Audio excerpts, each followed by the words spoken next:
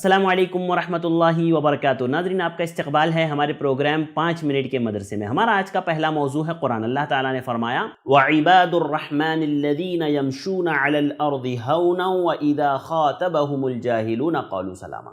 رحمان کے سچے بندے وہ ہیں جو زمین پر مصلحت کے ساتھ چلتے ہیں، اور جب بے علم لوگ ان سے باتیں کرنے لگتے ہیں تو وہ کہہ دیتے ہیں سلام ہے۔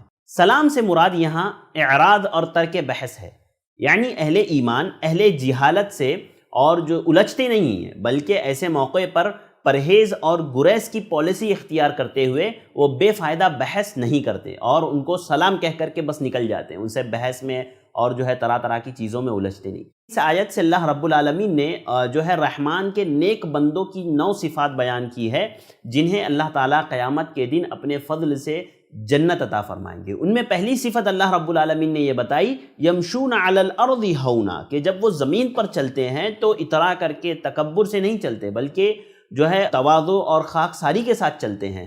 جب چلتے ہیں تو سکون و وقار کے ساتھ چلتے ہیں، اکڑ کر کے نہیں چلتے۔ لیکن اس کا مطلب یہ نہیں ہے، ہرگز ایسا نہیں ہے کہ آپ اتنا جھک کر کے چلے کہ گویا آپ ایسا لگے کہ بیمار ہے، یا ریاکاری آپ کے چلن میں نظر آئے، یا آپ کے چلن میں ایسا نظر آئے کہ آپ بہت بیمار ہیں اور کمزور ہو گئے۔ نہیں، ایسا نہیں۔ اللہ کے نبی صلی اللہ علیہ وسلم کی آپ صفت دیکھیے، آپ چلتے تھے کیسے۔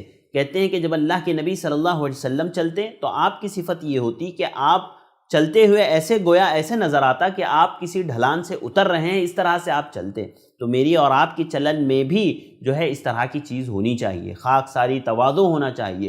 اکڑ کر کے اور متکبر لوگ جس طرح سے چلتے ہیں اس طرح سے ہمیں نہیں چلنا چاہیے۔ اور دوسری چیز جو اس میں بتائی گئی وہ یہ کہ جب کبھی ایسے جاہل شخص سے ملاقات ہو جائے جو آپ سے بحث کریں، تکرار کریں، ہوتا ہے بہت سارے لوگ کال کر کے بھی بےہودہ باتیں کرتے ہیں، فضول باتیں کرتے ہیں، لہذا ایسے لوگوں سے پہلو تہی اختیار کرنی چاہیے اور ان سے ایسا کلام کرنا چاہیے جس سے وہ شر ٹل جائے، اور آپ ان کی زد میں نہ آئیں۔ آج تو ایسا ٹرینڈ چل گیا ہے کہ لوگ فون کرتے ہیں، کال کرتے ہیں اور اس کو ریکارڈنگ کر کے الٹی سیدھی اٹھ پٹانگ باتیں کر کے اس کو یوٹیوب پر اپلوڈ کرنے کی کوشش کرتے ہیں۔ تو آپ سمجھیں ان چیزوں کو، اور جب ایسا کبھی لوگوں سے آپ کی ملاقات ہو جائے تو جیسے اللہ تعالیٰ نے کہا نا قالوا سلاما، تو ان کو سلام کرتے ہوئے ان کے شر سے بچتے ہوئے آپ وہاں سے نکل جائیں۔ ناظرین، چلتے ہیں ہمارے آج کے دوسرے موضوع کی طرف۔ ہمارا آج کا دوسرا موضوع ہے گناہ۔ گناہ میں آج ہم بات کریں گے تہمت لگانے کے انجام کے تعلق سے۔ ایک روایت جو حضرت عبداللہ ابن عمر رضی اللہ تعالیٰ عنہ سے ہے، کہتے ہیں میں نے رسول اللہ صلی اللہ علیہ وسلم کو فرماتے ہوئے سنا، جس نے اللہ کے حدود میں سے کسی حد کو روکنے کی سفارش کی تو گویا اس نے اللہ کی مخالفت کی۔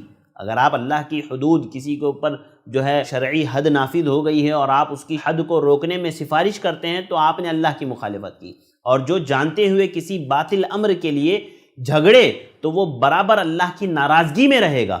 یعنی آپ کو پتا ہے کہ یہ کام باطل ہے، یہ کام برا ہے، اس کے باوجود بھی آپ اس پر جھگڑ رہے ہیں، اس پر آپ لڑ رہے ہیں، تو اللہ رب العالمین کہتے ہیں برابر ناراض رہے گا۔ اور اللہ کے نبی صلی اللہ علیہ وسلم نے آگے فرمایا یہاں تک کہ اس جھگڑے سے دستبردار آپ ہو جائے، اور جس نے کسی مومن کے بارے میں کوئی ایسی بات کہی جو اس میں نہیں تھی تو اس کا ٹھکانہ جہنمیوں میں بنائے گا، یہاں تک کہ اپنی کہی ہوئی بات سے توبہ کر لے۔ اللہ اکبر۔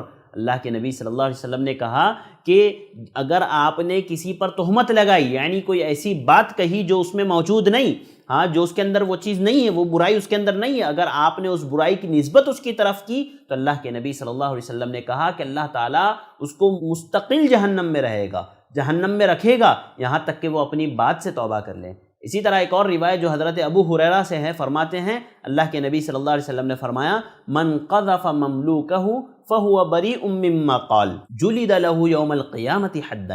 حضرت ابو ہریرہ کہتے ہیں مجھ سے نبی کریم صلی اللہ علیہ وسلم نے فرمایا کہ جس نے اپنے غلام یا لونڈی پر زنا کی تہمت لگائی، اللہ اکبر، دیکھیے آزاد نہیں، اللہ کے نبی صلی اللہ علیہ وسلم نے غلام کے حقوق کا کتنا اہتمام کیا۔ یہاں پر آزاد کی بات نہیں ہو رہی ہے، غلام کی بات ہو رہی ہے کہ اگر کسی غلام یا لونڈی پر بھی اگر کوئی زنا کی تہمت لگائے اور وہ اس الزام سے بری ہے، اس نے وہ کام نہیں کیا، یعنی وہ تہمت لگا رہا ہے، تو قیامت کے دن اس پر حد قذف لگائی جائے گی۔ اللہ اکبر۔ ناظرین دیکھیے ہمارا اسلام کتنا صاف و شفاف ہے، ہمیں اللہ کے نبی صلی اللہ علیہ وسلم کی کتنی واضح تعلیمات ہے کہ ہم تہمت جیسے عظیم گناہ سے بچیں، اس سے دور رہیں۔ یاد رکھیے ورنہ کل قیامت کے دن اللہ رب العالمین کو ان چیزوں کا اگر دنیا میں نہ دے سکیں، دنیا میں اگر مظلوم کو اس کا حق نہ ملا تو آخرت میں اللہ رب العالمین ضرور دلائے گا۔ اللہ تعالیٰ سے دعا ہے اللہ تعالیٰ مجھے اور آپ کو اس طرح کی برائی سے محفوظ رکھے۔ اللہ تعالیٰ جب تک ہمیں زندہ رکھ، اسلام پر زندہ رکھ، جب بھی ہمارا خاتمہ ہو خاتمہ بالخیر ہو۔ آمین۔ السلام علیکم ورحمۃ اللہ وبرکاتہ۔